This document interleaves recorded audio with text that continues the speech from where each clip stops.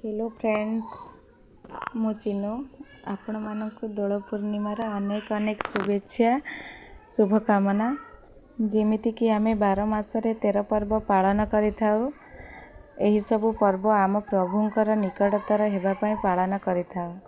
फाल्गुन मासर दशमी ठारू पूर्णमी जाए आम प्रभु घर घर बुली भोग खाइथांती।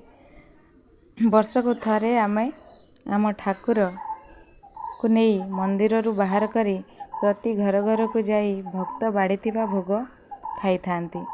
से अधिकार आज आमे पाई निजको बहुत गर्व मने करुछु। आपण माने देखंतु एबे हम प्रभुंकर पूजा चलीछि।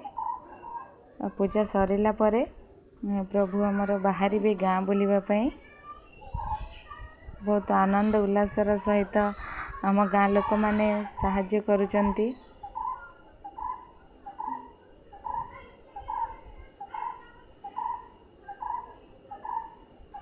प्रभुंकर